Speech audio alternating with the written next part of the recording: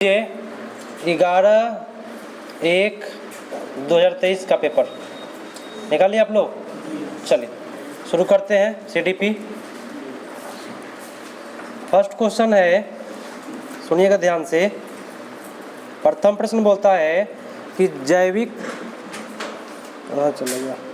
जैविक डैश का योग्यताएं जैसे कि चलना डैश के माध्यम से हासिल हो सकती है। जैविक योग्यताएं जैसे कि लिखने की डैश की आवश्यकता होती है, तो यहाँ पे भरना है जो अच्छा लग जाए भरने पर, वही आपका उत्तर होगा। तो फर्स्ट है आपका जैविक डैश योग्यताएं, क्या भरा जाए? फर्स्ट वाला भर के देखते हैं क्या।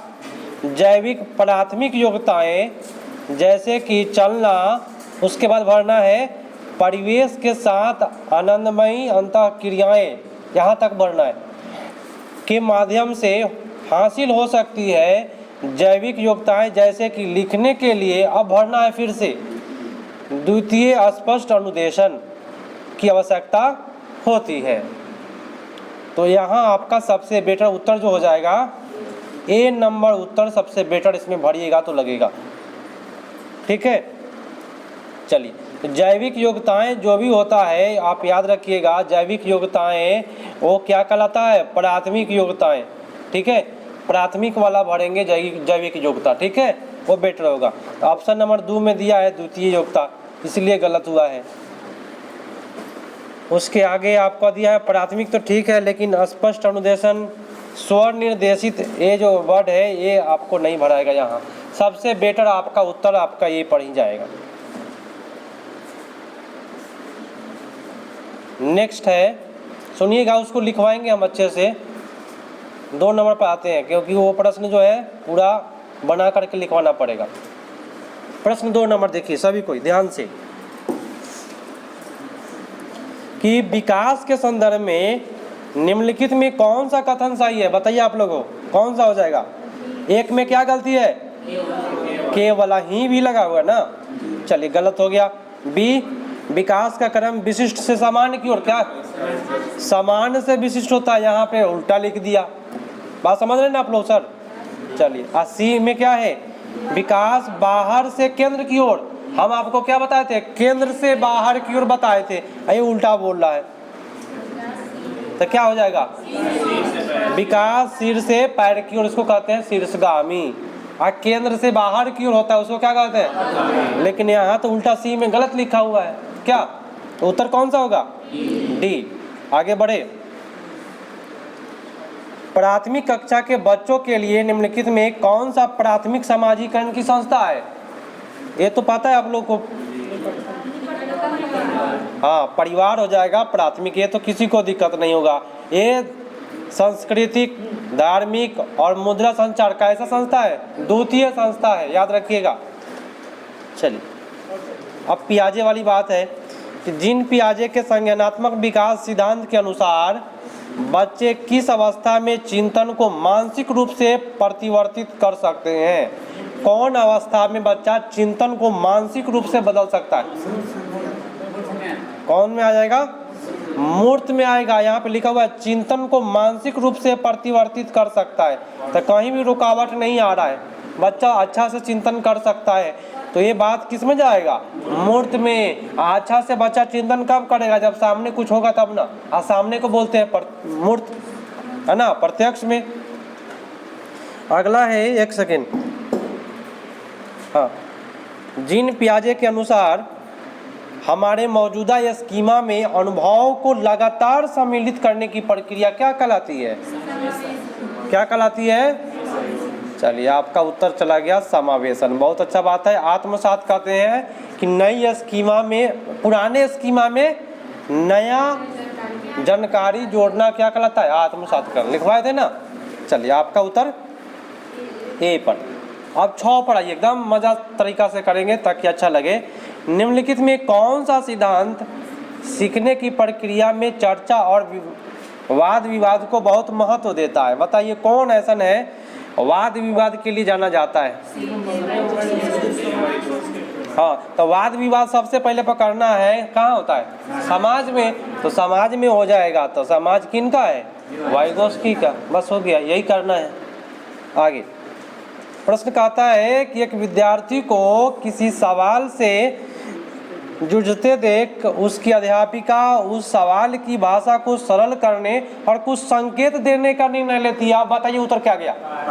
कभी भी बोल दे संकेत, दाम आंख बंद करके पार मार के आना है, कोई दिक्कत नहीं होगा।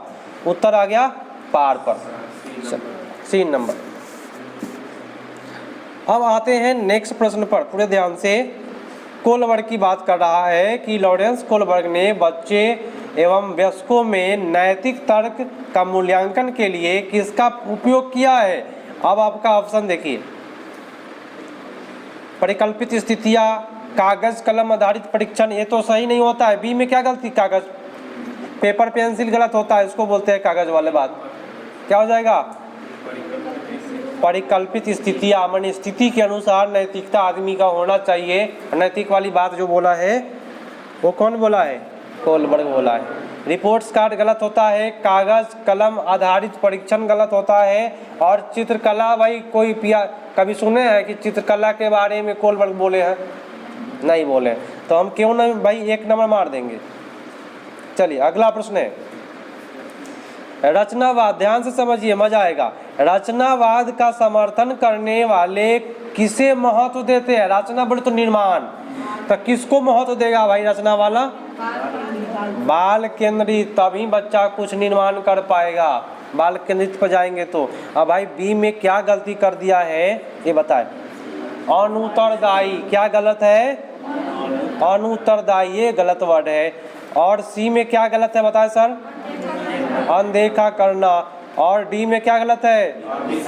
अभिसारी सही नहीं होता है, अपसारी सही होना चाहिए। अगर अपसारी रहता तो वही मारते। चलिए अगला प्रश्न है। प्रश्न कहता है कि बुद्धि लब्धि बोले तो आईक्यू परीक्षण की आलोचना इसलिए की जाती है क्योंकि वे क्या है? आलोचना हम लिखवाए थे। आईक्यू का आलोचना क्यों होता है? पक्षपाती होता है। क्या होता है? पक्षपाती होता है आईक्यू, कि हाँ आपका आईक्यू 70 है और किसी दूसरे का 80 है, तो क्या होगा? पक्षपाती हो जाता है। तो आईक्यू का आलोचना क्यों होता है? हम लिखवाए हुए थे आप लोगों को। अब बताइए। एक में बोला संस्कृति विविधताओं को ध्यान में रखते हैं। बी में है कि बुद्धि को विभिन्न क्षमताओं के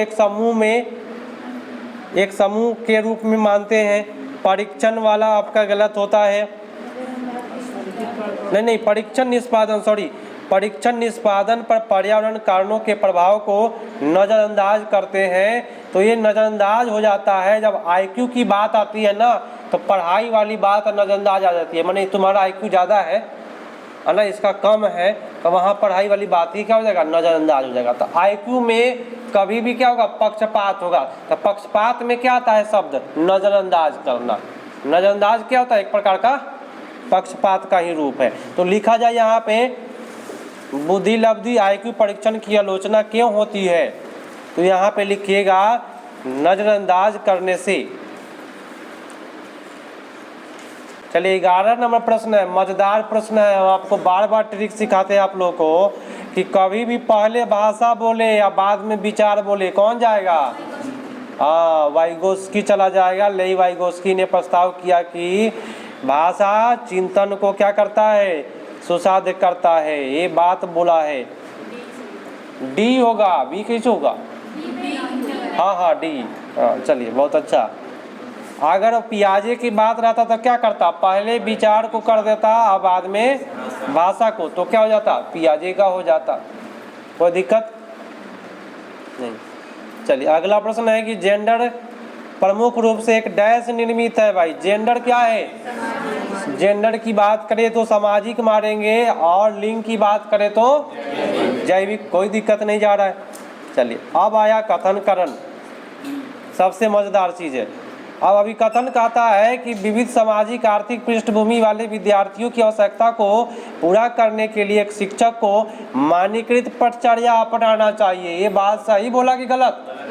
क्यों बोला? क्योंकि यहाँ पे मानकीकृत बोल रहा है, इसलिए गलत गया। तर्क क्या गलत है भाई? मानकीकृत पटचर्या ये भी बोल रहा है, तो भाई दोनों गलत चला गया। यहाँ पे उत्तर कौन सा हो जाएगा? डी। बहुत अच्छा। डी होगा, डी, दोनों गलत है। अगला प्रश्न है कि रचनात्मक आकलन। अब भाई बताइए, रचनात्मक आकलन जो है वह सत्र के अंत में करना चाहिए। सत्र के अंत में कभी भी बोलेगा ना तो योगात्मक आकलन आता है, याद रखिएगा। योगात्मक आकलन लिखा जाए सभी कोई, योगात्मक आकलन लिख करके लिख लीजिएगा सत्र के अंत में। तो आपका उत्तर इसमें कौन सा चला जाएगा भाई? सी नंबर, क्योंकि बाकी सारे चीज में आपको मानकीकृत लगाया है, केवल लगाया है विशिष्ट शिक्षक है ना गलत? बस ऐसा ही पकड़ के निकल जाना है, कोई दिक्कत नहीं होगा। सीटेट निकालिए, बीपीसीएम ही आई है, ठीक है। बीपीएससी भी बहुत आसान हो गया, या पेपर 1 में आपको मात्र 30 नंबर लाना है, ठीक है। और पेपर 1 में 30 नंबर ला करके उसमें क्या करें, नेगेटिव मार्किंग नहीं है पेपर 1 में, पेपर 2 में नेगेटिव मार्किंग है। तो ये को सुविधा दे दिया कि पेपर 1 निकलेगा ना तभी आपका पेपर 2 चेक होगा। चलिए अगला प्रश्न होगा चर्चा। क्या अगला प्रश्न है, कहता क्या है प्रश्न सुनिए। अनुसूचित जाति एसटी के विद्यार्थियों के समावेशन को सफल बनाने के लिए यह महत्वपूर्ण है। क्या महत्वपूर्ण है भाई? फर्स्ट में बोला क्या गलती? प्रमुख कै नंबर? 16 नंबर ना, 15 कराए। हो सुनिए, निम्नलिखित में कौन सा उपागम के द्वारा विद्यार्थियों में समालोचनात्मक चिंतन को बढ़ावा देता है? भाई सोचने वाला, तो सोचने वाला प्रश्न कभी भी बदंत नहीं होता है। फर्स्ट में क्या गलती किया? बदंत। और बी में क्या है? हाँ, विद्यार्थी को सहयोग देना। ये तो बहुत अच्छी बात है, विद्यार्थी को सहयोग देना है। अब सारी चिंतन अगर होता तो सृजनात्मक होता तब ना जाता सही, इसलिए नहीं सही गया। और डी में तो केवल लगा हुआ है। चलिए बी पर चला गया। अब आइए एससी एसटी के विद्यार्थियों के बारे में आइए। अनुसूचित जाति बोले तो एसटी के विद्यार्थियों को समावेशन को सफल बनाने के लिए यह महत्वपूर्ण है कि, बताइए एसटी विद्यार्थी के लिए कौन सा महत्वपूर्ण हो जाएगा? फर्स्ट में भाई गलती क्या कर दिया हमको ये बताए। पसंद की बात है, ये बात गलत है। बी में क्या कर रहा है गलत? हमको हाँ अनदेखा करना गलत हुआ। और सी तो करा कि उसकी अपनी स्थानीय भाषा में बनाई गई शैक्षिक सामग्रियों को बहुत बेटर होता है। स्थानीय भाषा में बच्चा वाला अगर हो रहा है तो उसका अपना भाषा हो गया ना। चलिए डिसलेक्सिया से ग्रसित, डिसलेक्सिया जिसको पढ़ने में दिक्कत हो जाता है, तो पढ़ने के लिए अनिच्छुक होते हैं। माने जो भाई डिसलेक्सिया जिसको पकड़ लेगा तो उसको पढ़ने में दिक्कत होगा। जब पढ़ने में दिक्कत होगा ना तो वो इच्छुक होगा कि अनिच्छुक होगा? अनिच्छुक होगा। हाँ चलिए उत्तर डी पर, बहुत मजेदार दिया है। अगला, निम्नलिखित में कौन से दृष्टिबाधित विद्यार्थियों के समावेशन में कौन सा एक बाधक है? नेगेटिव बोल रहा आपसे, बाधक की बात करें नेगेटिव। तो भाई फर्स्ट में बोला कि रिकॉर्ड की सर्वदृश्य सामग्री, तो भाई सर्वदृश्य, सर्व नहीं बोला, केवल सर्व बोला और रिकॉर्ड बोला ना, ठीक है। रिकॉर्ड की गई सर्व सामग्री, ठीक है। दृष्टि बाधित है तो रिकॉर्डिंग उसको तो चाहिए, ये सही है, क्योंकि दिखाई नहीं दे रहा है तो उसको रिकॉर्डिंग सुनेगा। अब बी वाला समझिए पहले ध्यान से, मजा आएगा। दृष्टि बाधित है तो ब्रेल लिपि अच्छा है उसके लिए, है ना। और देखिए जब दृष्टि बाधित है तो उसको दृश्य सामग्री के मौखिक विवरण देना होगा। माने जो भी उसको दिखाई नहीं दे रहा है उसका क्या करना होगा? मौखिक, माने मुंह से बताना पड़ेगा कि ये ऐसे है। तो भाई दृष्टि बाधित के लिए क्या जरूरी नहीं है? लिखित सामग्री, ये बाधक का काम करेगा। उत्तर कौन जाएगा? डी पर। पूरा मजा से समझिए, अच्छा लगेगा। सीडीपी मजेदार है। निम्नलिखित में से क्या ध्यान भाव एवं अति सक्रियता विकार से संबंधित है? अति सक्रियता विकार, तो अति सक्रिय जो बालक होता है उसका ध्यान शांत नहीं रहता है, कभी किसी को खोद देगा, कभी किसी को मार देगा, ठीक है। तो उच्च अवधान रहेगा क्या? नहीं, वो तो अति सक्रिय है। तो क्या होगा उत्तर उसका अति सक्रिय वाला? दृढ़ आवेगशीलता, माने उसका जो आवेग है ना वो मजबूत होता है, किसी को भोंक देगा, है ना, आवेगशीलता होता है। ये बात ध्यान रखना होगा। तो यहाँ पे थोड़ा सा लिखने वाली बात आ गई है कि लिखिएगा ध्यान भाव और अति सक्रियता विकार कभी भी आएगा तो उत्तर में आप मार्क करिएगा दृढ़ आवेगशीलता ही सही चला जाएगा आपका। देखिए ना वहाँ पे प्रश्न में लिखा हुआ, लिखिए। नेक्स्ट प्रश्न है, सुनिए। प्रतिभाशाली बच्चों की एक प्रमुख विशेषता क्या होती है? भाई आप लोग टीचर बनने जा रहे हैं, बताइए कौन विशेषता होता है? हाँ, जो प्रतिभाशाली होता है ना उसका स्तर जो होता है वो उच्च स्तरीय बौद्धिक क्षमता होता है, वही प्रतिभाशाली होता है। तो भाई बी में क्या गलती किया? कमी। सी में क्या गलत? बाधित। और डी में नकल करेगा तो प्रतिभाशाली होगा? हो नहीं होगा। चलिए बहुत अच्छा। अब आ जाइए कथन कारण पर आइए। बहुत मज़ेदार चीज़ है, कथन कारण में फ्री में नंबर मिलता है। एक शिक्षक को विषय वस्तु पढ़ाने के लिए उसके संबंध एवं संगठित तरीके से प्रस्तुत करना चाहिए। ये तो भाई बहुत अच्छा बात बोला, टीचर को ऐसा करना चाहिए। और तर्क आता है कि सीखना एक निष्क्रिय है, ये तो गलत बोल दिया निष्क्रिय बोल के, तो आपका केवल कौन जा रहा सही? सी नंबर गया। चल अगला प्रश्न, संज्ञान में के समकालीन सिद्धांतों के अनुसार स्मृति माने जो आपका जो माइंड है, स्मृति पर क्या बताना है? स्मृति के बारे में क्या सही जाएगा? स्मृति निर्माण करने में सक्षम, क्या भाई गलत क्या लिखा हुआ है फर्स्ट में हमको बताए? असक्षम है, ये बात गलत हुआ। बी में है स्मृति निर्माण एवं विवेचना करने दोनों में सक्षम है, बात सही बोला, दोनों में ठीक है। और सी में क्या गलत है सर? अक्षम बोला। और डी में तो नौ वाला बात बोल करके गलत कर दिया, तो उत्तर कौन गया? बी। चलिए अगला, शिक्षार्थियों द्वारा ज्ञान के निर्माण को बढ़ावा देने के लिए एक विद्यालय को डैश शिक्षण शास्त्रीय प्रविधियों को बढ़ावा देना चाहिए। किसको बढ़ावा दीजिए? बाल केंद्रित। इससे बेटर कुछ मिलेगा? बस बाल केंद्रित हो, समावेशी हो, इससे बेटर कुछ नहीं मिलता। चलिए अगला प्रश्न आ जाइए। कहता क्या है कि निम्नलिखित में कौन से अधिगम दिशा के निर्देश कौन सा सार्वभौमिक अविकल्प का हिस्सा नहीं है? नेगेटिव पूछा आपसे, पूरा ध्यान देकर नेगेटिव का जवाब दीजिए। सहभागिता के बहुविध साधन, बहुत अच्छा बात है, बहुत सारा साधन, तो भाई सीटेट सही मानता है इसको। भेदभाव बहुविध तरीका, ये नेगेटिव मिल गया हमको, बस भी गया सही। आगे बढ़िए। निम्नलिखित में से किसके द्वारा समस्या समाधान को बढ़ावा दिया जा सकता है? भाई समस्या समाधान को कैसे बढ़ावा दिया जा सकता है? अनुरूपात्मक चिंतन होगा, कार्यात्मक स्थिरता होगा, प्रतिक्रिया समोच्च अभिसारी चिंतन। अब समझिए हमारी बात ध्यान से। बोला क्या समस्या समाधान को बढ़ावा दिया जा सकता है? जैसे कि कोई समस्या आया ना, उस समस्या को अगर सुलझाना है तो एक उदाहरण बताएंगे, ये समस्या जो है इस तरीके से इसका अगर आप सुझाव करेंगे तो समस्या क्या होगा?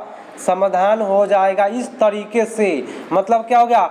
अनुरूपात्मक, मान उसी रूप के जैसा करेंगे तो समस्या क्या हो जाएगा? समाधान हो जाएगा। यहाँ लिखने वाली बात आ रहा है, लिखिए समस्या समाधान को बढ़ावा दिया जा सकता है, और आंसर में कर लीजिएगा अनुरूपात्मक चिंतन के द्वारा।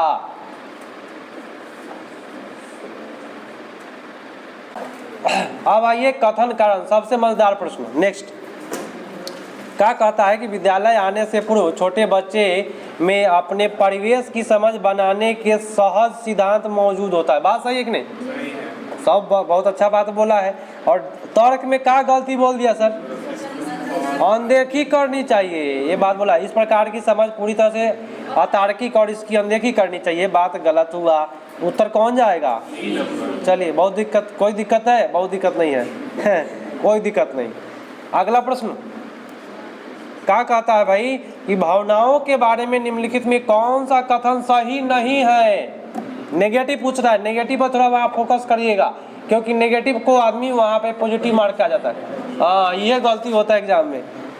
तो कौन सा नहीं है भाई? आंसर बोल रहा है फर्स्ट में, भावनाओं कौशल को प्रमाणित करने वाली सूची को प्रभावित करती है, बात सही है। भावना जो है वह प्रभावित करता है सूची को। भावात्मक विकास परिवेश कारकों को प्रभावित करता है, ये भी बात सही है। परिवेश को भी भावना आपका प्रभावित करेगा। भावनाएं संज्ञान दोनों अपने आप में एक दूसरे से स्वतंत्र है नहीं, भावना और संवेग एक दूसरे का दोस्त है, जुड़ा हुआ है। आई बोला क्या है, स्वतंत्र है माने बिखरल है, दोनों दोस्त है। गलत बात बोल रहा है, इसलिए हम उत्तर कौन करेंगे, ठीक करेंगे। कोई दिक्कत? चलिए, निम्नलिखित में कौन सा आंतरिक अभिप्रेरणा का उदाहरण नहीं है, मतलब कि अंदर से प्रेरित वाला उदाहरण नहीं है, ये बताना।